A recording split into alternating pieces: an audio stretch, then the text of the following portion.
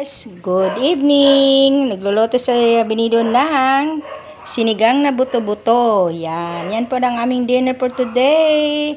So, lalagyan natin ng sili. Ayan, maliliit ang sili, oh. So, lalagyan na natin. Yan, at saka talong. Yun. Pangpasarap ng ating sinigang. Talong. At, so, yan na muna ang ating ilalagay. So, mamaya na ang kangkong at saka tamarind powder. So, lalagyan natin ng tamarind, dalawa kasi ang liliit. Kahit na kahit unti-unti kabusin na din. Bago sabihin Kuya Noel ng langhang. So, ilalagay na rin natin ang kangkong. Yan, sinsya na kayo, may salita kanina ha.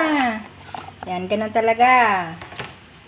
Yan, kangkong natin. At nilagyan ko yan ng pork cube. Para magiging masarap ang ating sinigang na buto-buto. Yan. So, thank you for watching. Kulang sa timpla, lagyan nyo ng konting asin. Kasi nilagyan ko yan ng pork cube. Dalawa. So, yan na, ka-mix.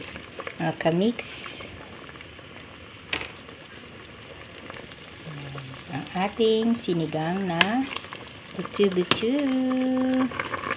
Ayan, yummy yummy.